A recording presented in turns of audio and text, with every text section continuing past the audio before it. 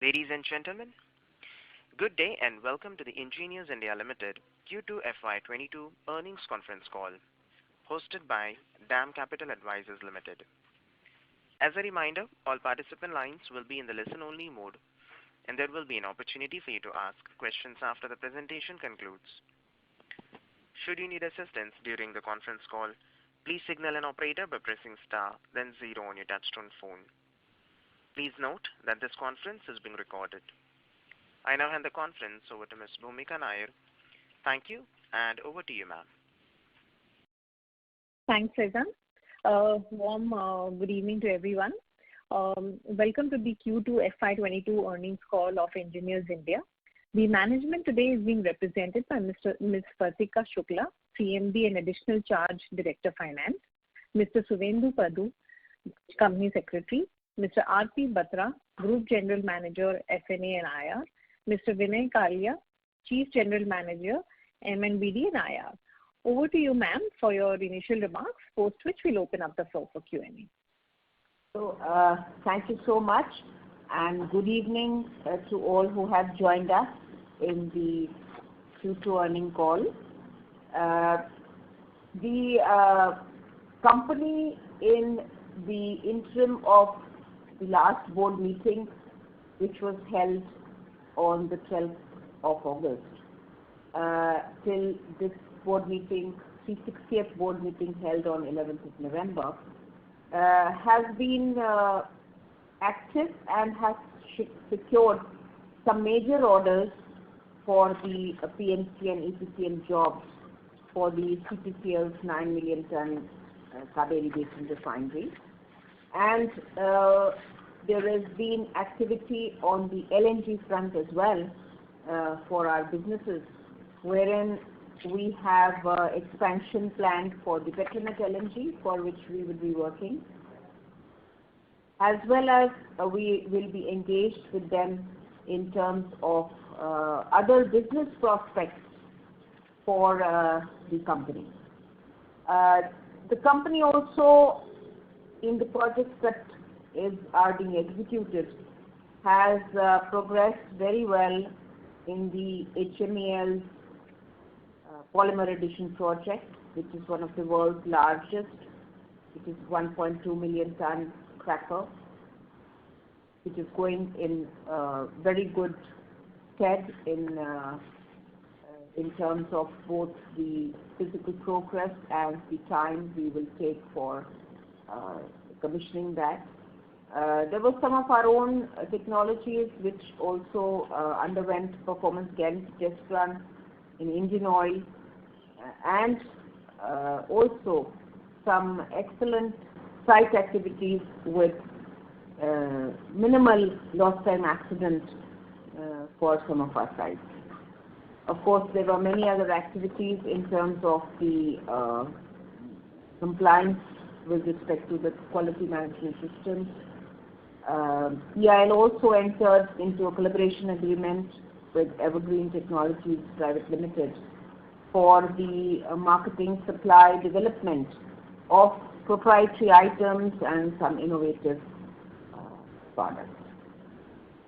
We also conducted, as our association with the manufacturing industry is from several decades and very robust, we also had several vendor meetings and also conducted focused e-vendor meet for MSME suppliers, for SCSP suppliers, as well as women entrepreneurs. This is a brief of our major activities, and I will leave it to our CGM and GGM who will take this forward, who represent this well, Mr. Vinay Kalia and Mr. Batra. Yeah, good evening to all of you. Just to debrief again the results of Q2. As on Q2, our consultancy turnover was 351 crores, and turnkey turnover was 296 crores, totaling to 647 crores, with an other income of around 28 crores. As of H1, if you add Q1 and Q2 numbers, consultancy turnover was 717 crores with turnkey of 665 crores, totaling to 1382 crores, with other income of 50 crores. And total income was 1433 crores. Consultancy segment profit as of H1 was 199 and turnkey was 19 crores, totaling to 218 crores. As CNMD ma'am has already clarified, we have secured a major order from Kaveri Basin Refinery, and we have secured some design and licensing orders from NRL. We have secured a pipeline order from BPCL, and going forward, we are looking forward to major expansions in Indian oil PSU projects, which we will be targeting in 21-22 and 22-23. As far as the total business secured is concerned, we have secured a business of 1450 crores as of 30th September, and we wish to improve upon these numbers by the end of this year to meet our MOU targets. We would now like to invite your Q&As so that we can take it up. Thank you very much. We will now begin the question and answer session. Anyone who wishes to ask a question may press star and 1 on their touchtone telephone. If you wish to remove yourself from the question queue, you may press star and 2. Participants are requested to use handsets while asking a question. Ladies and gentlemen, we will wait for a moment while the question queue assembles. Reminder to the participants, anyone who wishes to ask a question may press star and 1 at this time.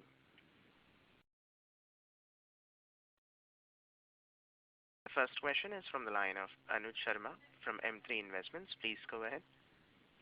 Yeah, thank you for this opportunity. Ma'am, my first question is, we have announced a revenue target of 5,000 crores by 2025.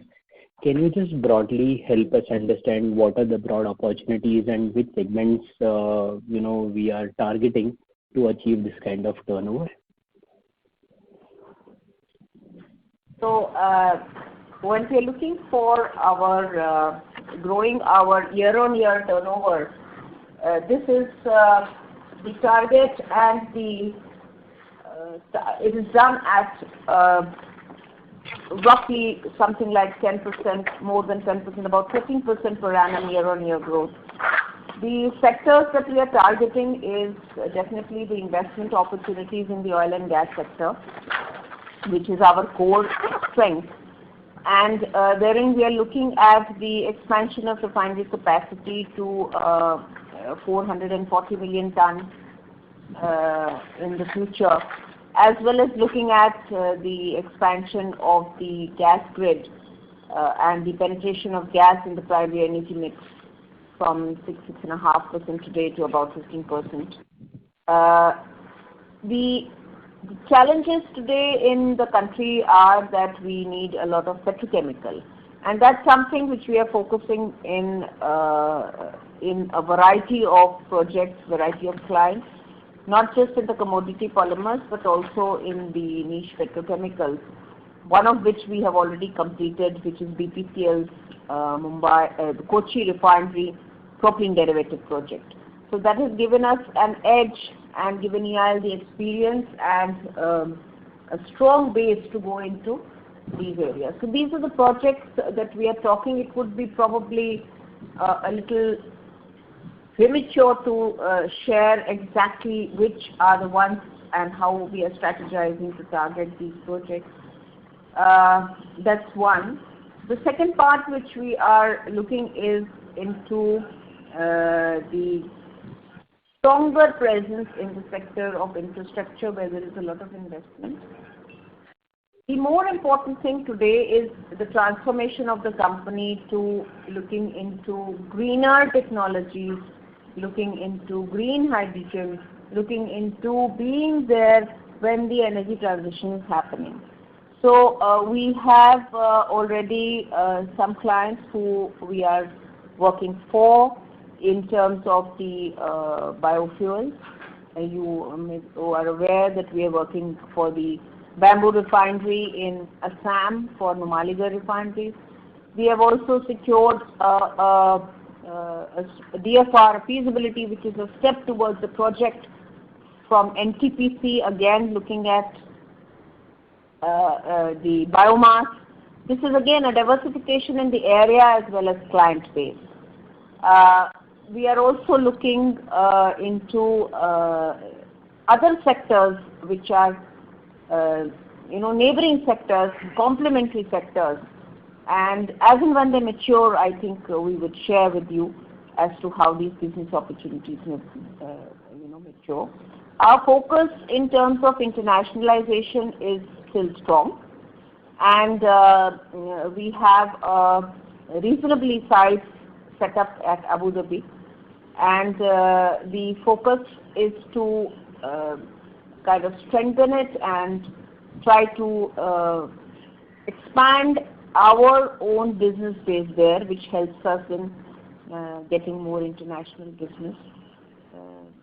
That's the main thing in broad detail. One is expanding our horizon, looking at more diversified areas, expanding geographies.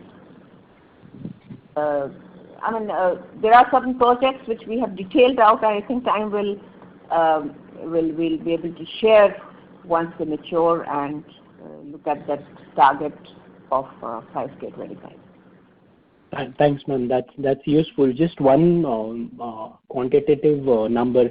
Of this 5,000 crore, how much would be coming from oil and gas segments, and how much we think could come from non-oil and gas? Just a broad number based on whatever we see visibility in the next 2-3 years.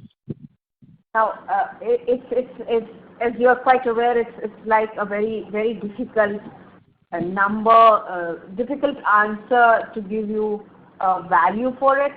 We will be doing our best and endeavoring to expand the non-oil and gas. But considering the fact that India is dependent on a significant amount of imports of oil, and we import almost 85% of our crude oil, it's very difficult. I mean, you probably will end up in the Caribbean if we are able to predict. So I don't think that's a possibility for us. But the point is that we as a company want to be in the newer areas so that we continue to be relevant in the emerging sector, continue to have the competency and capability and the experience to be there when the industry needs it. Needless to say, some of these sunshine sectors may not stand alone on their own in terms of their returns when you compare it to the conventional sector of oil and gas. So only time will tell how the policies emerge, how the market dynamics prevail, how the technology component in terms of all this, how the cost curve moves for them, how it is adopted and integrated in the oil and gas sector as well beyond the development. It's like that, but we want to be there when the transition is happening so fast. So we are enabling ourselves to be there in the diversified sectors, and our teams are doing a fairly good job in terms of both scouting for projects as well as implementing them. All right, ma'am. Thanks. I'll come back for later questions. Thanks. Thank you. Participants, to ask a question, you may press star and 1.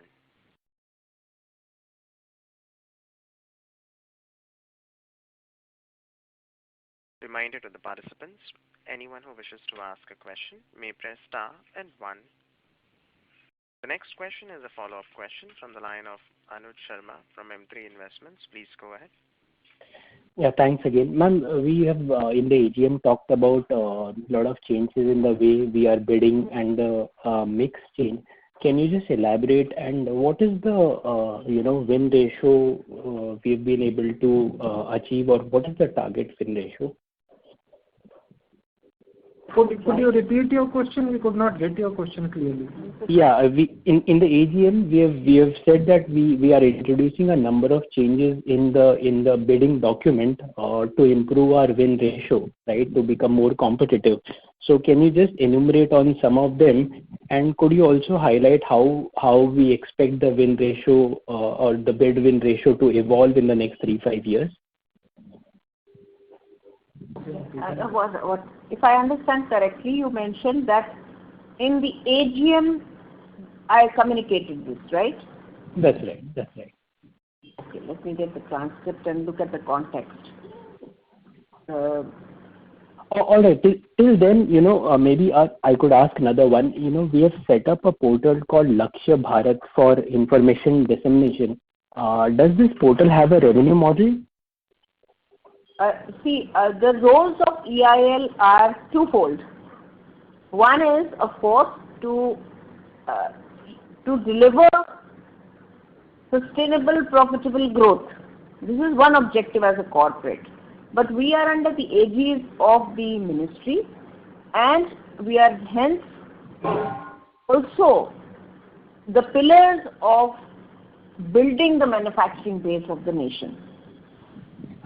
In that context, as you may be aware, one of our vendor enlistment cells, which is there, has created a base of vendors in the oil and gas industry for all type of equipment, any and every type, whether they are fabricated or they are supplied. So it is but natural that we extend this to a broader platform which is nationwide, which is the Lakshya Bharat. Now, when you're talking of business, how does it come back to us? We look at it in two ways. One is we get much more indigenization, and if I recollect the numbers correctly, there are not less than 15 Indian vendors that we have added in various categories, in wherever there were import components which were imported by international players within a span of 1.5 years. So that is the kind of value addition which has been done by the Lakshya Bharat or our vendor cell, which is now transforming to Lakshya Bharat. Now Lakshya Bharat therefore that brings, what does that do? That brings in competitiveness into the industry. So the business or the efficiency which we execute our job, if there is a lot of competition, then it is an ease for us to get competitive with. So it is easy for us to execute jobs. If we have more Indian suppliers, we are better complying to the guidelines of public procurement and the GFR guidelines. So it indirectly assists us to make our execution of projects simpler with more competition. So if you say it's a direct benefit, probably the answer is a little indirect, or would I say it's a consequential benefit to EIL. All right. And ma'am, on the bidding strategy evolution. Yes. So again, there are two parts to this. One is the strategy for bidding, and the second part is the operations and execution of that successfully won bid.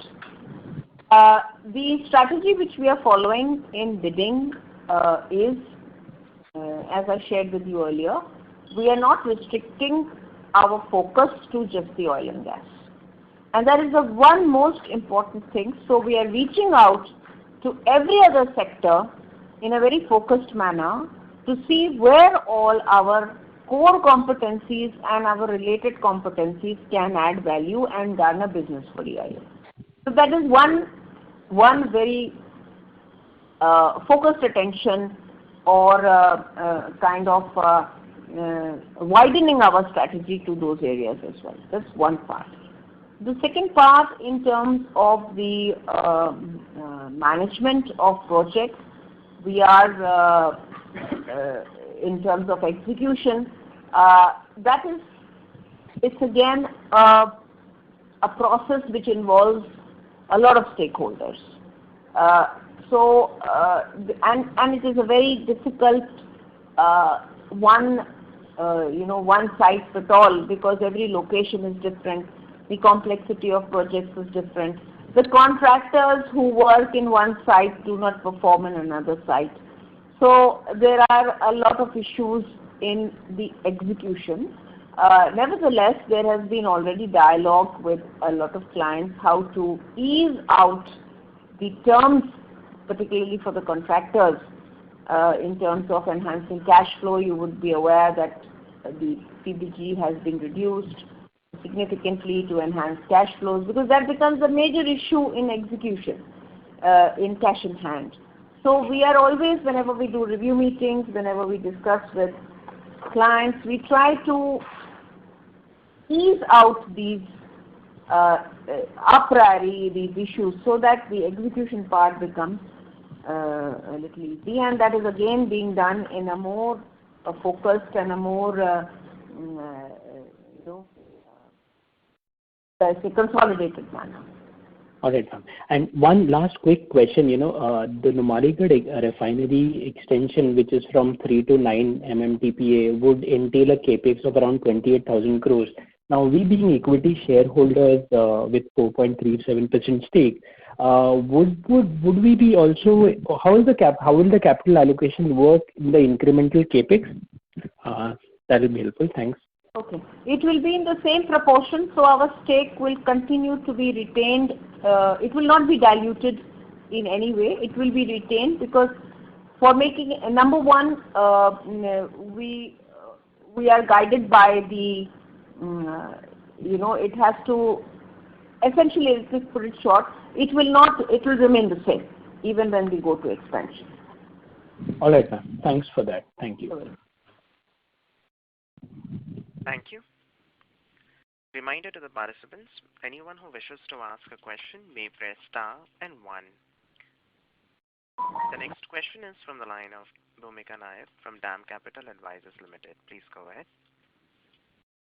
Yes, good evening, ma'am. Just wanted to understand our order intake pipeline. We've had a fairly healthy order intake in the first half of about close to 1,500 crores. What are we looking at in the second half and, in the next 2 to 3 years, if you can talk about the pipeline, both from hydrocarbons, also in terms of, the non-hydrocarbon space that you spoke about? So what there is a target that we have to meet as per the MOU that we signed with the ministry, and as per that we have what's the exact? 300, but internally. All right. So we are looking at something close to 1,800 is our target, and let's hope we do better than that. We are trying our best. Right. And is it possible to get some more, color in terms of what are the likely orders which would come through in the next 12, 18, 24 months? Which areas, Yes, sir. Bhumika, we are into competitive bidding on a number of projects. The visibility of projects which are coming up in the industry. Since they are on competitive basis, we would not be able to declare immediately. No matter whenever we get those projects, we will definitely share the data, as we have been doing through press and media and through stock exchange. But definitely we have kept these targets considering the projects that are going on and we are bidding. And hopefully we can do better. Right. The second aspect of the question is related to, you spoke about the fact that, we'll try and look at some non-hydrocarbon space as well, whether it be infra and water, etc. Now, as we diversify into these segments, how will the margin profile, move? Because typically these, hydrocarbon in our consultancy segment, we have anywhere margins between 25 to 30%. But would it be possible to continue getting these kind of margins in the non-hydrocarbon space, the infra, etc.? And how will you balance that out? There are two. The decision making for entering the sector is not subject to the confirmation of a margin of 20%. So let me put it this way. The essence of entering a new sector is that if we do not, as a company, we remain without the experience of that new sector. So, it is a strategic decision many times, and it is again case-to-case basis. One has to look. There is no one rule for how we bid. It depends. If we are having core expertise there, then you are entitled to the margin. But if it's a strategic entry, then the entry is more important. So it is on a case-to-case basis which these calls have to be made, and however, to dent the bottom line is not the intent. So the intent is to maintain a robust bottom line. I think that is the way we will look at all the the newer areas and the newer projects that we will try to enter. Bhumika, to take the point forward, even in the current mix, you would have seen we have a number of projects of different sizes and capacity. The margin profile of each of these jobs would be different. So we have been trying to optimize both the top line and the bottom line for a sustainable growth. The idea is to enter into new sectors, take strategic decisions also while entering, but in the long run, for sustainable growth, these new sectors will also give us reasonable top line and bottom line. So that's why we are trying to enter. Okay. So basically what you're saying is, even though the margins may be not comparable to the current levels, but incremental business will basically add to the incremental bottom line in that sense, and that is how we are trying to look at it. Not just in percentage terms, you have to see in the volume terms also. The EBITDA volume has to be improved upon. Yes, that's what I meant. Yeah. Okay. And lastly, just on the international side, the crude prices moving up, are we seeing, ordering activity or, capex cycle improving, and them trying to look at players like us especially? If you can just comment on how the international landscape is, any potential orders out there over the medium term? We are seeing a mix and match of both. You would have seen the impact of low crude oil prices and the impact of pandemic, and also the new energy mix which is coming up, the concern for the environment and the new green technologies which are being taken up, EVs being introduced in most of the countries. So even Middle East countries have become more conscious. So they are also very selective in their expansion projects. But yes, with the improvement in prices, they are going ahead with some of their projects, but they are also rationalizing their capex and costs. So we are seeing a mix and match of both. On the Indian context, yes, we have from our Honorable Ministry and the government an initiative and focus to expand overseas also. Not just EIL, our vendors and contractors as well, and to bring in more forex. So we are also trying to do that. We'll try to expand our international operations. Currently also you are seeing that we have a good mix in international and consulting.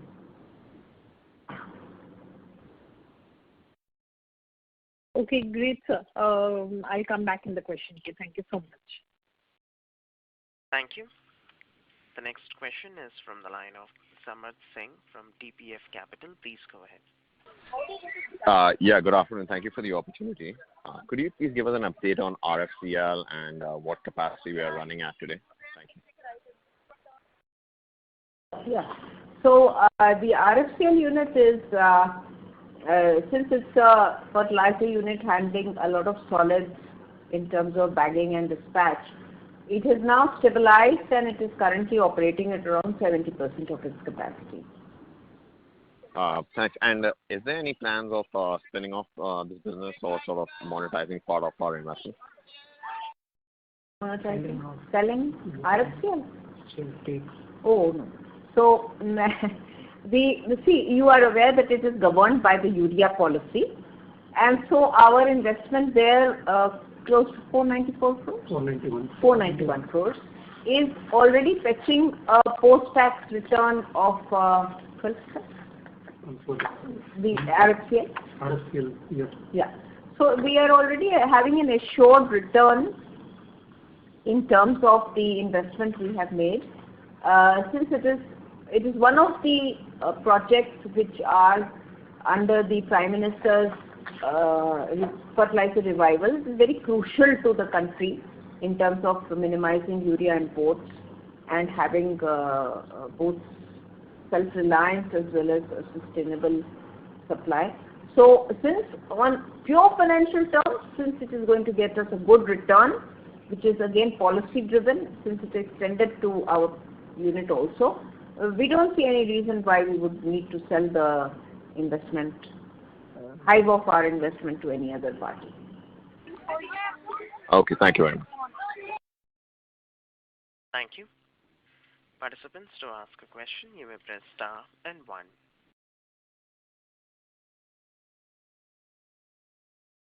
Reminder to the participants, anyone who wishes to ask a question may press star and 1.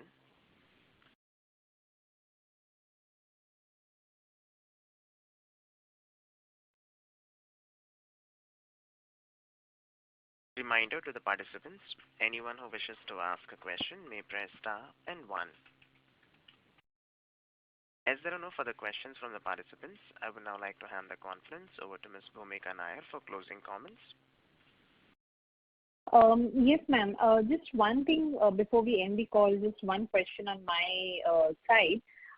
We have obviously a fairly, despite the investments in NRL and Ramagundam subsidiaries, is there any plans to invest further any of these cash or any thoughts behind this strong cash balance that we have?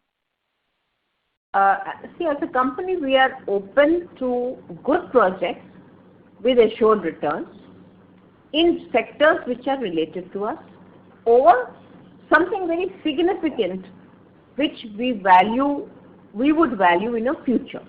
So we are open to continue this,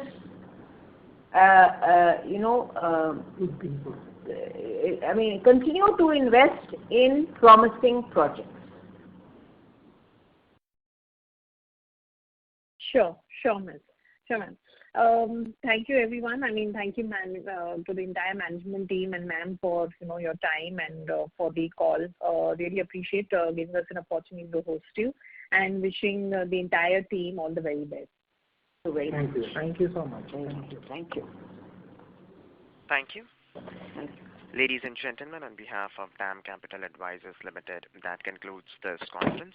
Thank you for joining us, and you may now disconnect your lines.